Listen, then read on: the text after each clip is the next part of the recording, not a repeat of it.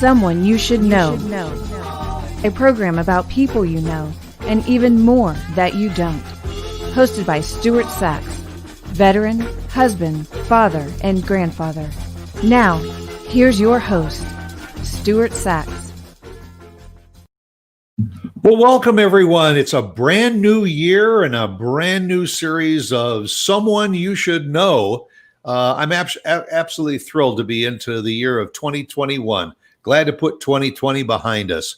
I hope everybody had a good New Year's and all, and has bright outlook for the coming year. And having said that, I have a guest that took close to 60 years to reconnect with this gentleman. And I am so thrilled to have Father Leo Gavrilos on the show with me this morning. Father Leo, welcome. Thank you very much, Stuart. Welcome to you. Happy New Year to you, your family, and to your audience. Thank you. Same to you. This is really kind of exciting for both of us, because thanks to a very dear friend, and I would be remiss if we didn't mention Chuck Biller from Hammond High School, who has over the years been very much involved with putting together our reunions, and a few years ago started getting multiple classes together from like 63 to 64, 5 and 6 together. And Chuck, because of COVID, started doing these virtual reunions a few months ago, and all of a sudden on one of those virtual reunions, man, I see Leo Gavrilos's picture is on the screen, and as I say, we attended high school together back in the very early 60s, 60 years ago. It's a long time, but we're both still upright and we're both still doing well. Welcome to the show from Sheboygan, Wisconsin. Thank you, Stuart. Pleasure to be here and honor to be here, actually. I was just all smiles when we saw each other on the screen, and we just kept nodding each other. And as soon as the virtual show was over, we started emailing and texting each other. And I caught you up and I said, hey, I got a radio show and I would love to have you on, because you've just got a great story ever since our time together in high school. And you are a Greek Orthodox priest at St. Spyridon Greek Orthodox Church in Sheboygan, Wisconsin. Yes. A man of the cloth, as they say. And you've been doing it, as I said, I didn't realize that right out of high school, basically, you had your heart set on going into the seminary and becoming a priest. And so that's the direction that you took. Yes, it was.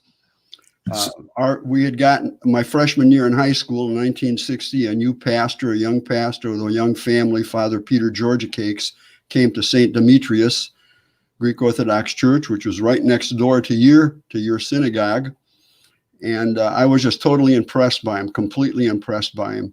His liturgics, the way he approached the ministry, the things he said in his sermons. And I said, that's what I want to do. And I basically followed that path because of him. And I mean, it's a beautiful story, because you've spent most of your life in the Midwest. Yes. And where did you go to the seminary? It's in Brookline, Massachusetts. Okay. A suburb, a very large, a very nice suburb right outside of Boston. I was there for 4 years. And after that, I became a public school teacher in Glendale Heights, Illinois for 4 years, because I felt I was just too young for ordination. Then an opportunity came up in St. Louis, Missouri, and it seemed like a good opportunity as an assistant priest. So I went there, and that's where my ministry really started. And you've been all over the Midwest. So most of your time was spent in Michigan and Wisconsin. Yes. But it was interesting because your beautiful wife, Joanne, you have been married for 53 years? Yeah, 52, actually. 52. Okay. Yeah, I added one. I shouldn't have. Oh, okay. Well, but, it just seems like only yesterday. Yeah. But the question arose when Lauren and I were talking about it, and that's why I want you to share it with our audience. Is we said, whoa, wait a minute, time out. He's a priest, but he's married. How does that work? In the Orthodox Church, whether it's the Russian Orthodox, the Greek Orthodox, the Serbian, the Antiochian, in our tradition, you can be married prior to ordination. In the Greek Orthodox Church, once you graduate from the seminary, if you declare that you want to remain celebrant, that you do not want to be married, you have to work in one of the offices in the archdiocese of the Greek Orthodox Church for a period of 3 years to make sure this is the path you want to pursue.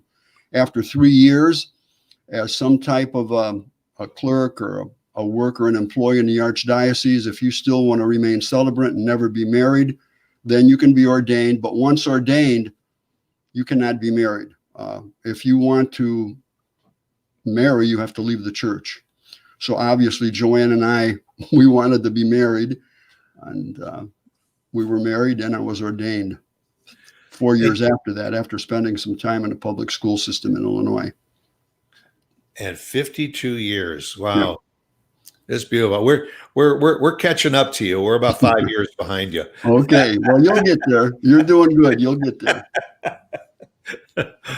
And you have a family? Yes, I do. I have a son who's the chief of police in a suburb of La Crosse, Wisconsin. They have 2 boys. One is a freshman in college and one is a junior in high school. They're both tremendous, tremendous athletes.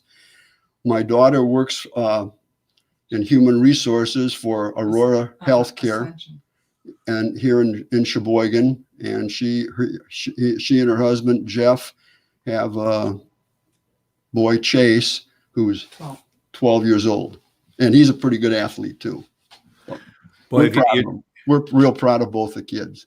Well, your daughter in the healthcare industry must have been pretty much challenged this past year.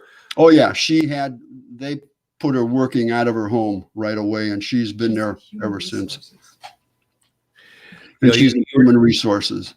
You were talking about the grandkids being athletes. Yes. You were an athlete in high school. Not really. I would have loved to play football with guys like Chuck Duncan and John Boyajian and Gary Love and those great guys, Delmar Kuchis.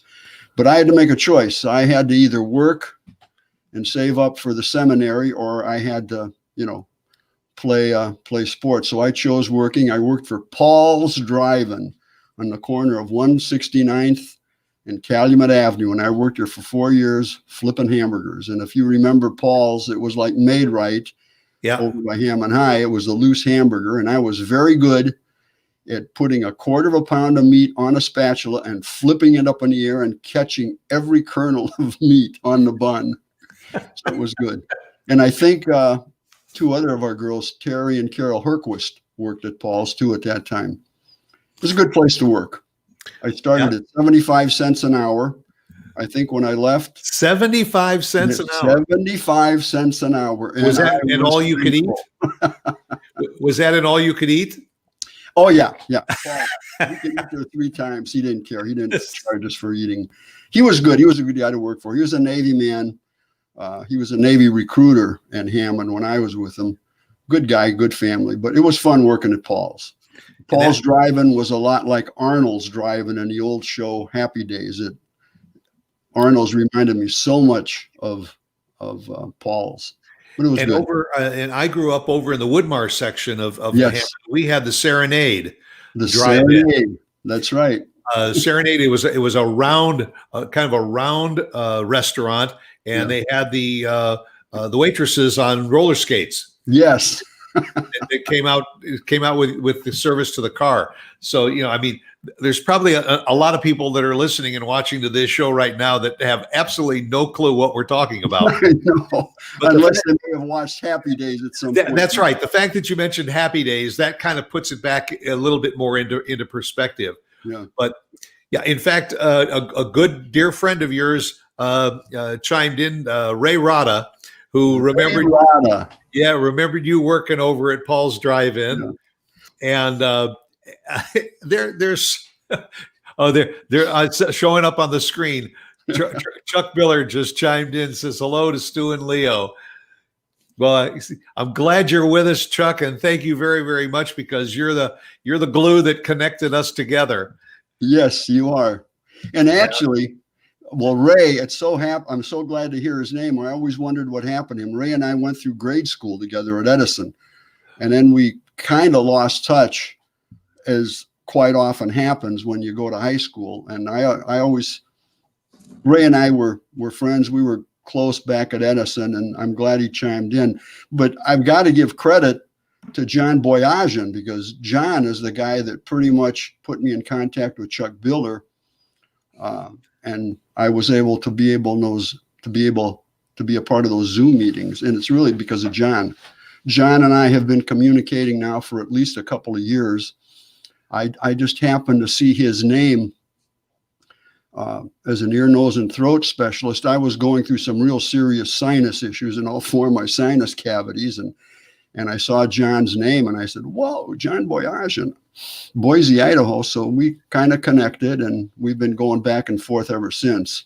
I hope at some point to meet up with John. He has family outside of Minneapolis, and Minneapolis is only maybe an hour from La Crosse, Wisconsin. And I hope sometime that John and I can hook up there in Minneapolis, kind of a midpoint. So anyway, but I have John to thank. But Ray, good hearing from you indirectly. Yeah, and I understand you were talking a little bit about some of the other things that you've done, and you've had some interesting jobs along the way. We were joking about you being a PhD. That it is not a doctor of philosophy. No, it was a professional hearse driver. Yeah. And that kind of swings back to Ray Rada too, because wasn't there some talk after high school or so about a few of you guys getting together and going into the funeral business?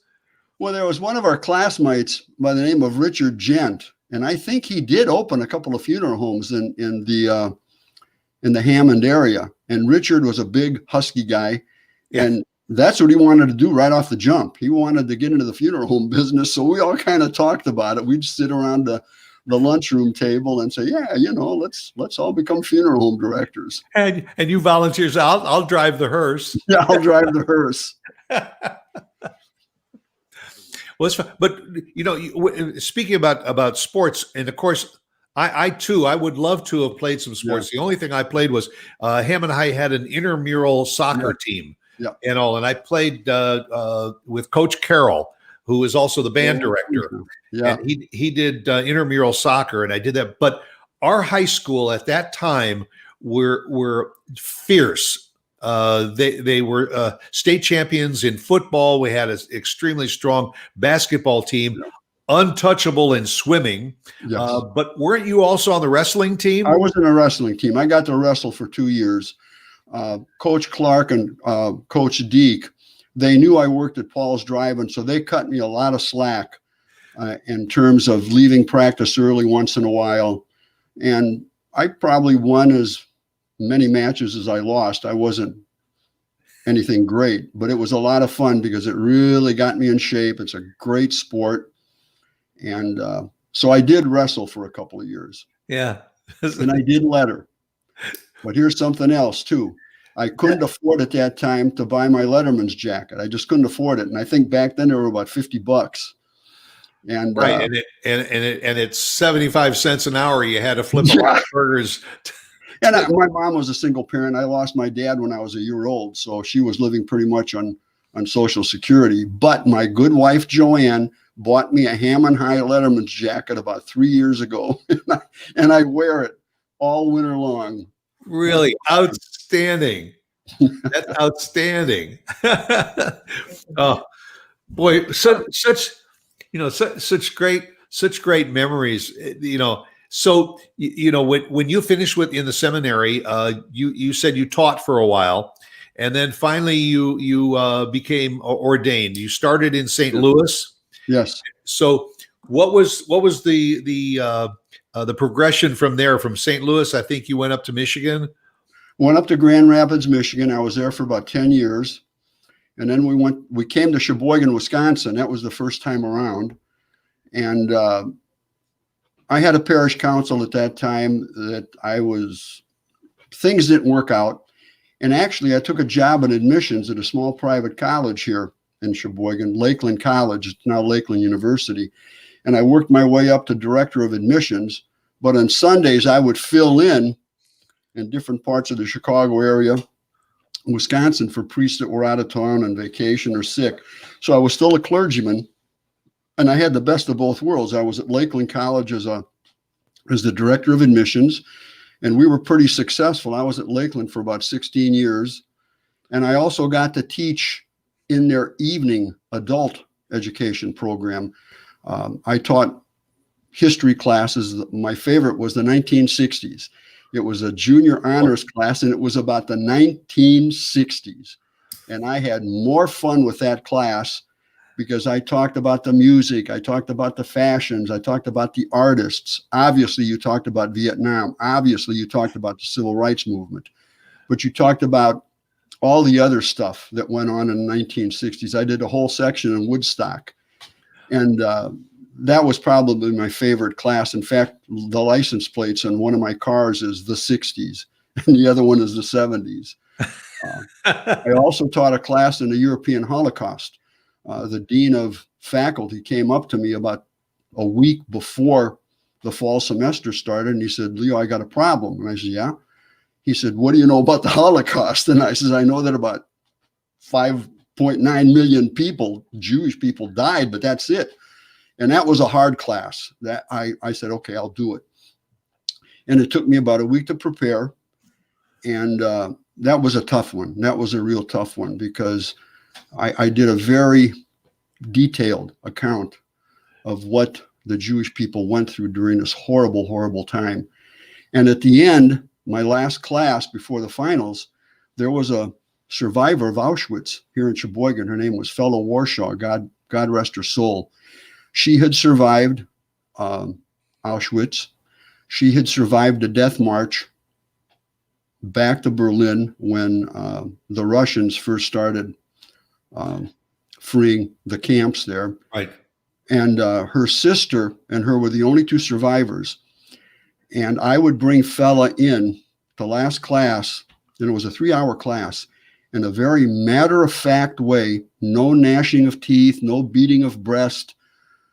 She told of what happened. She watched her entire family killed during that time, and only her and her sister survived. And the one story she told was that when they were taken in the freight trains to Auschwitz, Joseph Mengele stood at one end of the ramp there, and as people walked towards him, they either got a thumbs up or a thumbs down. Thumbs up, you lived, you went to the camp. Thumbs down, it was the end of the road. And it was him or one of his henchmen, doctors, who would give the thumbs up or the thumbs down. And as Fella and her sister, they were only about 1.5 years apart, but apparently they looked like twins. Mm-hmm. The people were shouting to them, "Say you're twins, say you're twins." So when Fella got up there, being the older sister, she says, "We're twins." Well, they were first taken to exploratory laboratories, and some experiments were done because at that time the German hierarchy, Hitler, was trying to find a gene that would reproduce twins or triplets, and it was a story I'll never forget.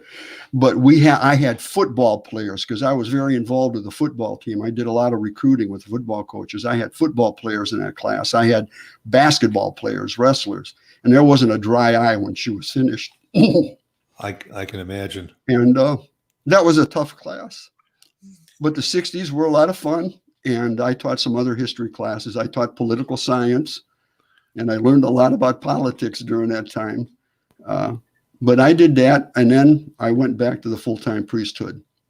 An opportunity came up in Rock Island, Illinois. It was a nice big church. I went there, and then I had an opportunity to come back to Sheboygan. And before that, I was working at the funeral home as a PhD. As a PhD.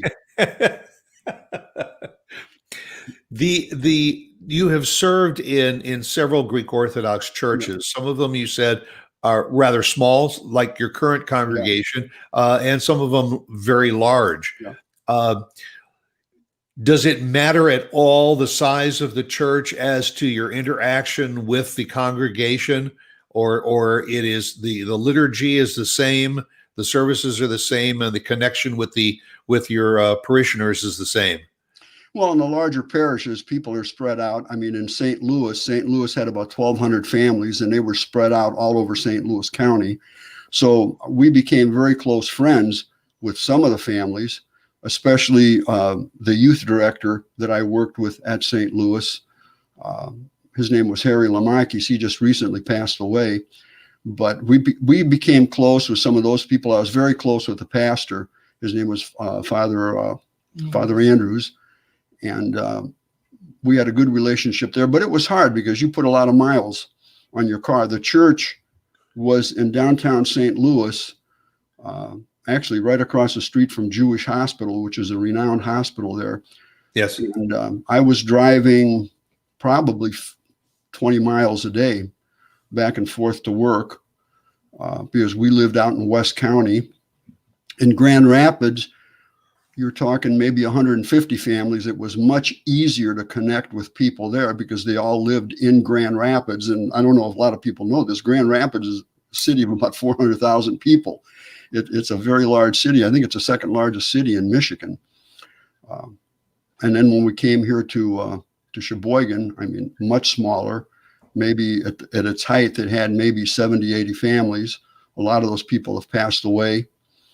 And then you get to develop much closer relationships with people. The liturgy is exactly the same. The length of the liturgy will depend on the makeup of the parish itself. Here in Sheboygan right now, it's dominated by all English-speaking people who were born and raised here, who went to college and they have the college degree. So I do everything in English. Nothing is repeated in both languages. The first time I was here, a lot of the liturgy had to be repeated in both languages to satisfy the needs of those people that wanted Greek and those people that wanted English. So that will determine the length of the service. But the service from A to Z is exactly the same, no matter where you go.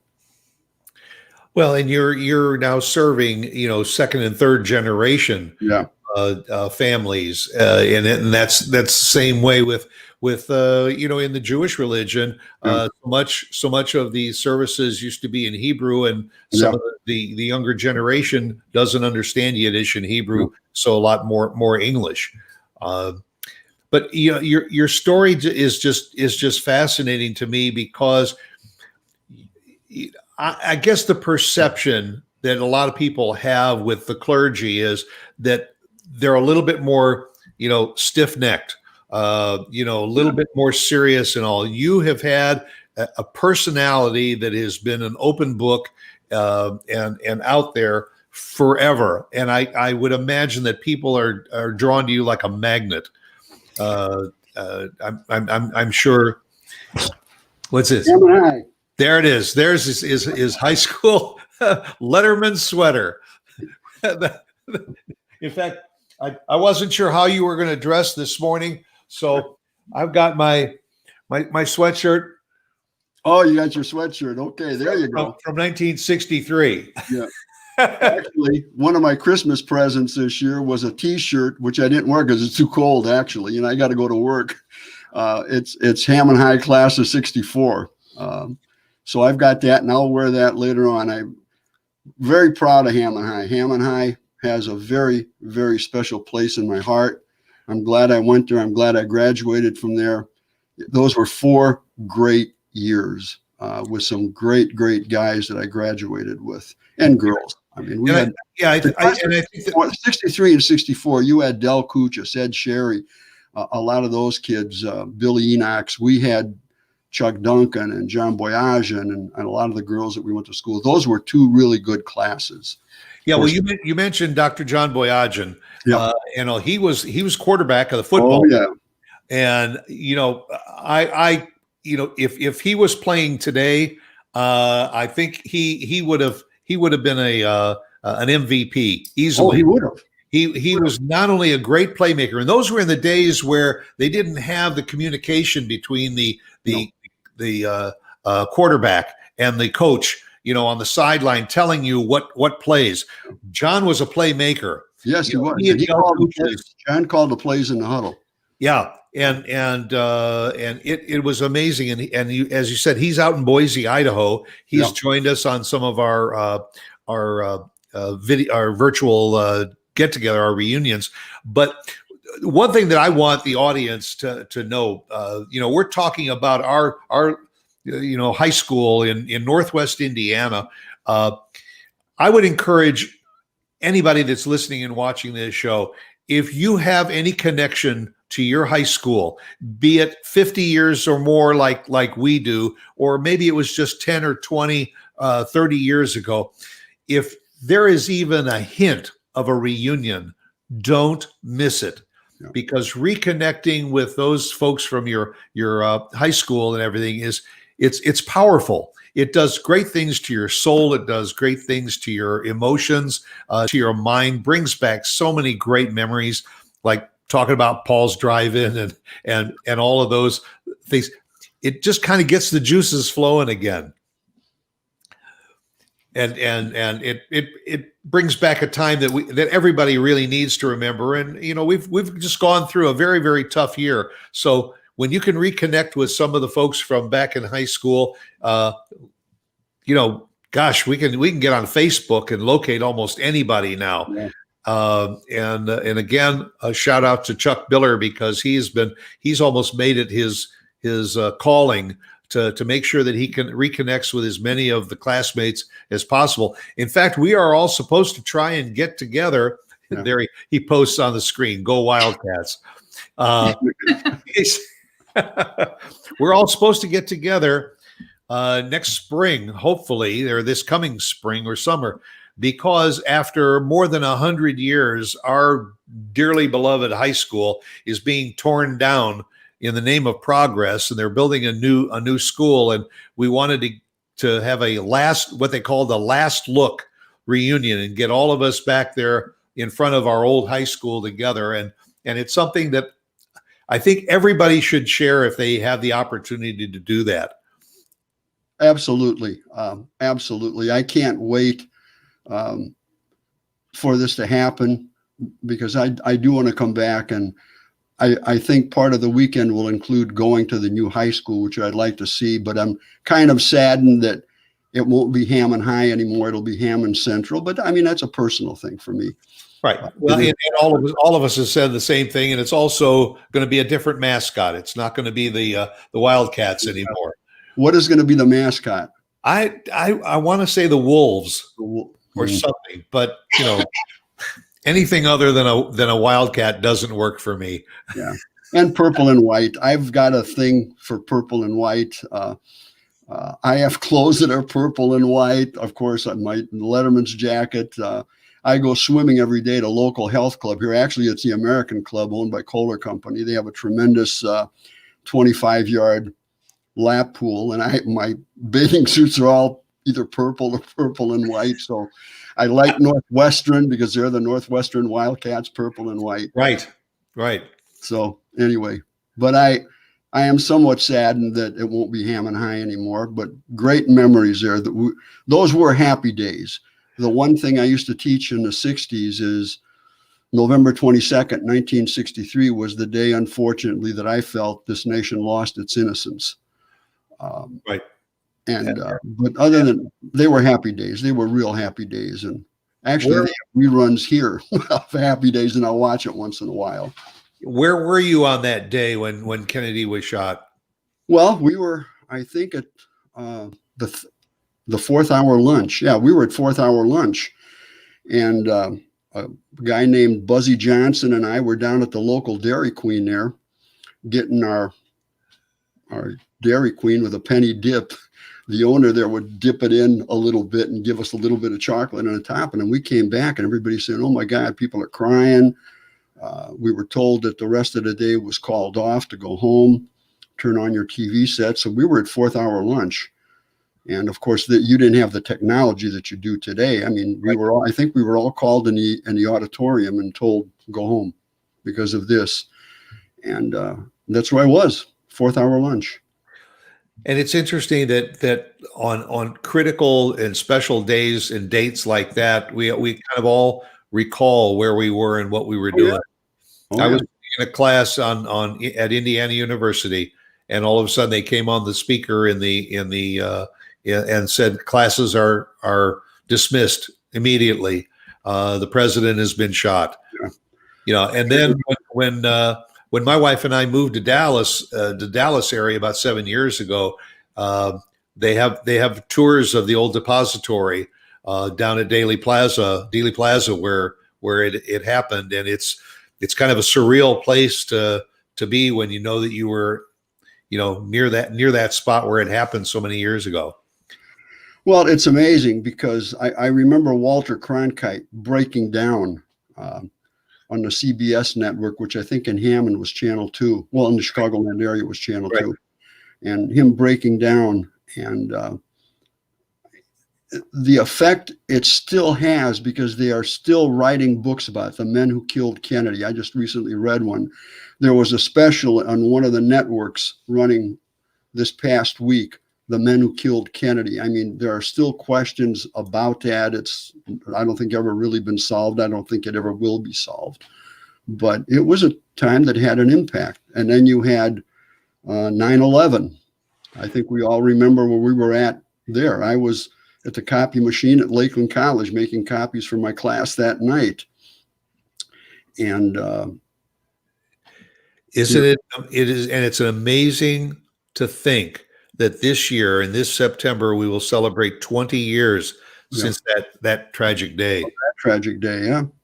I tell my grandchildren, I says, remember this COVID-19 thing, because you guys are living through history, and this is going to be talked about for years to come. So, not only that, but you talk about statistics, the effects of COVID-19, that we are losing more people every day to this disease than died on 9/11. 9/11, yeah. It's okay. Enough with the sadness. Yes, enough. We'll talk. I wanted to let the people know you are with at Saint Spyridon. That's Spyridon. Yes.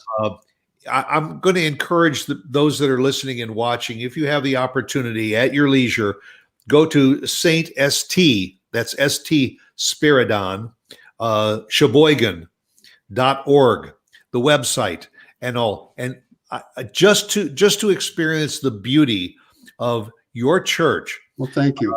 I did send over to Mark. Maybe he can share it on the screen. What the church looks like.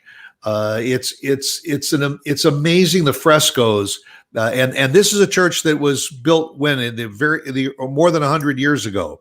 106 years ago, actually. 106 years ago, and it's very, very ornate.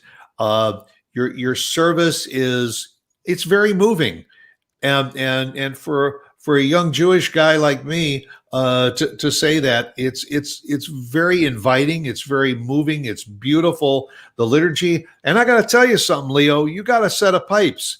You can sing pretty good. Maybe that goes back to your Motown days. Yeah. you carry a tune pretty good there.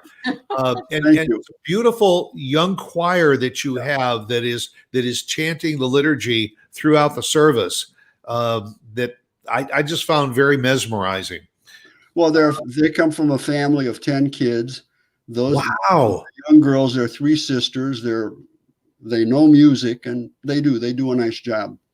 We lost our choir simply because you can't have a choir in the church. It's part of the protocol. You can't have a choir. You can have one chanter, or you can have 2 or 3 chanters, as long as they're from the same family. There you are. Yeah. So, I mean, we got these girls, and we're, depending on how long these protocols Right now, we can have 25% of our total seating capacity in church. For us, that's about 40 people. I haven't gotten close to 40 people. We've had as many as 25 or 30 when we live stream, and that's what you saw. Yes. But, yeah, they do a nice job. I think that's been the upside, at least to this pandemic, is because you have been able to live stream, you've been able to reach out to those shut-ins, to a lot of the senior community that physically can't, that aren't mobile enough to get to the churches. So they have been able to follow. Certainly, people like me, I attended your service from the Dallas area. The miles were erased, and it was like being right there in the congregation. And a lot of people are reconnecting with their churches and synagogues because of this live streaming. And I think that's an important thing for all of us to connect to.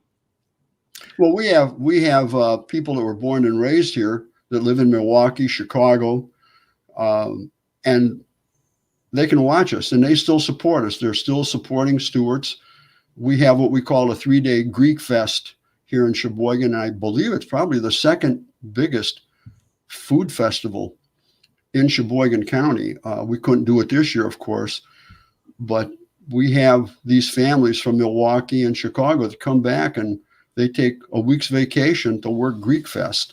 So we stay connected that way. And the live streaming does do that right now, obviously, for people who are afraid to go out in public because they have special health conditions. So I just hope they all come back to church when this thing is over. Right. Yeah. And are we kind of setting a precedent? Because if we continue to stream, are they going to say, hey, it's a lot more comfortable to attend services from my living room couch than to physically go? But who knows when that new normal is gonna happen. Hey, Mark, if you're there, I sent you over another photo, and if you can put that photo up on the screen for just a moment, I'm gonna shock my dear friend Leo, and he may recognize it. And I reached out to all of our classmates to let them know that we were going to be doing this show together. There's just been a constant stream all week of everybody who sent in notes about, oh, I remember Leo, what a great guy he was in high school. But here it comes. For me. Remember that? Leo Gavrilos said 1964. And you got the same smile, my friend. Got the same great smile. Little less hair, but a lot less hair. But the same great smile. We were talking a little bit earlier about your services, and do you follow? And by the way, move a little bit to your right a little bit, because Joanne, you're sitting there, and I see your shoulder, and we should probably say hi to you too. Hello. Good to see you. And now that you're there, 53 years, or going on 53 years with this guy, what's he really all about? Whatever you see is that's how he is. What you see is what you get. What you get. Yep. And aren't we lucky for that?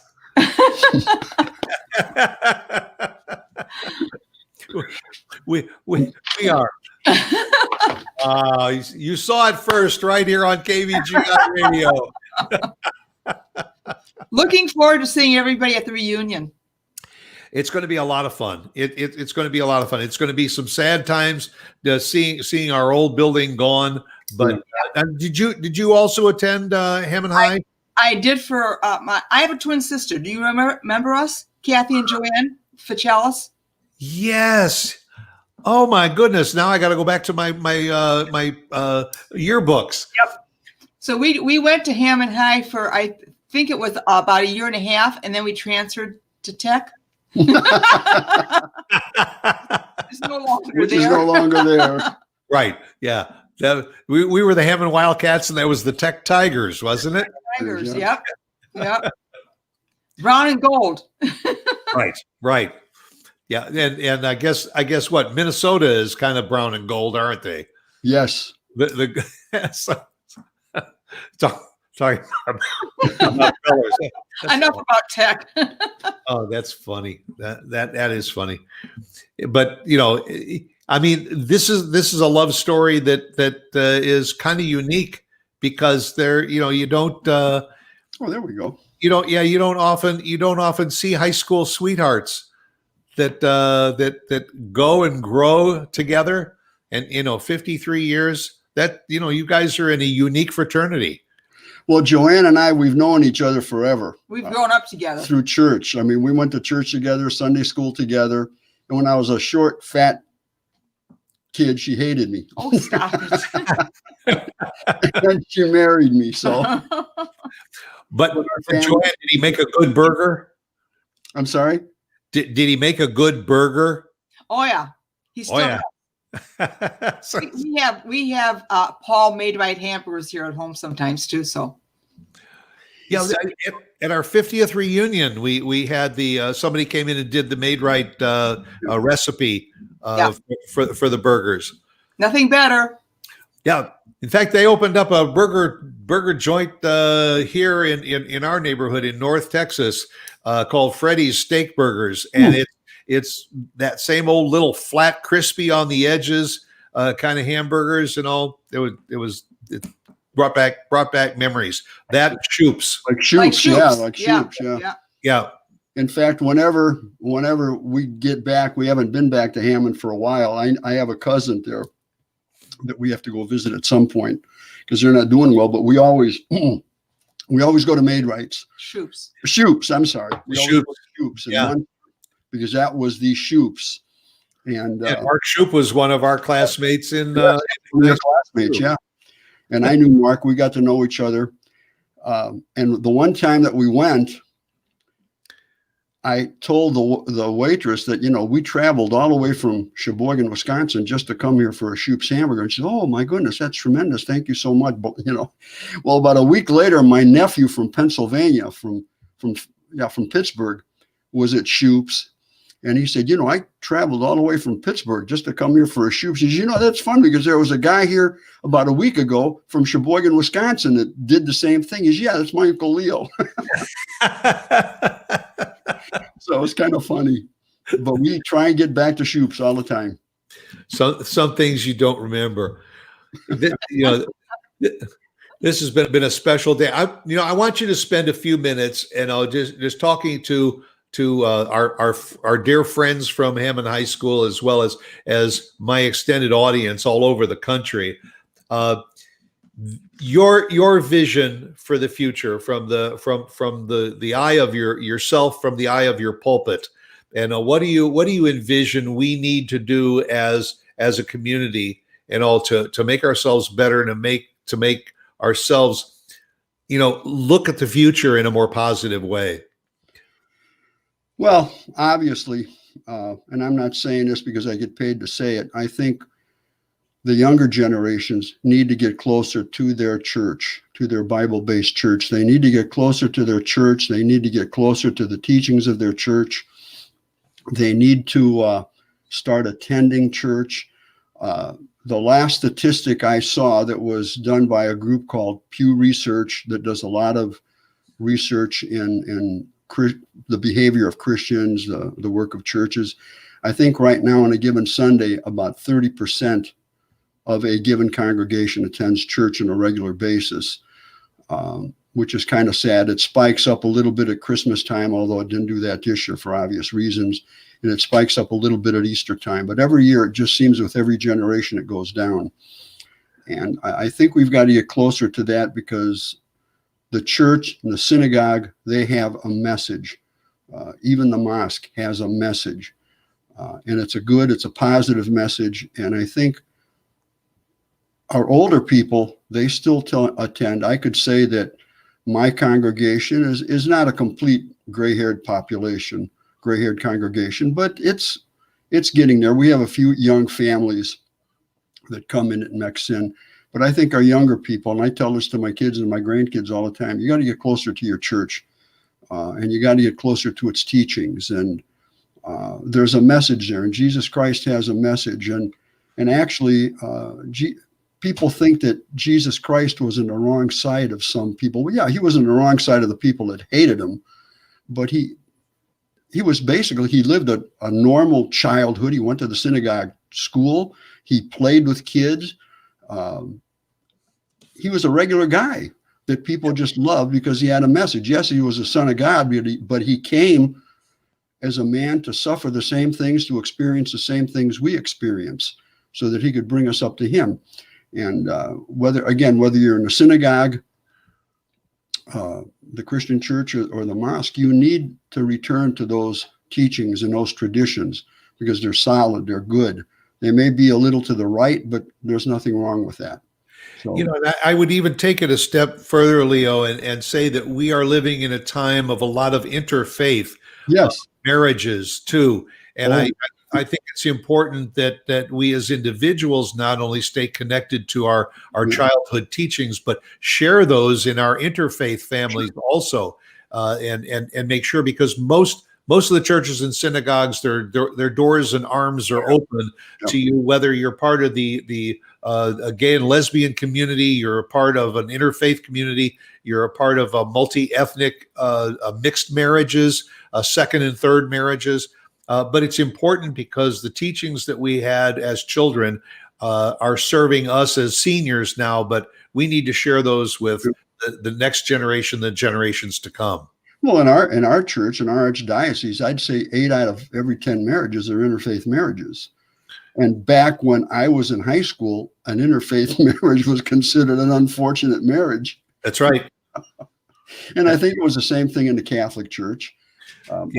When I worked at the funeral home, I had the pleasure of interacting with a lot of the other pastors. And once they knew who I was, what I was, we would all talk shop. And the problems that we're facing are common problems in every church. They're not unique to any one church. They're with us right now. There's an issue of Greek versus English in some of the churches, but that the synagogue went through that. The Catholic Church went through that, and we're kind of going through that a little bit now, but it's going to solve itself. And it's not going to be my generation or even the next generation that solves that issue. It's going to be my grandson's generation. That's right. Solve that issue. So, but you do what you do. You do what you do. You do it the best you can. I've always taken pride in my liturgy. The reason why I'm still doing it, why I haven't retired, is because I really enjoy what I'm doing. I'm in a good situation here, a situation that I can handle.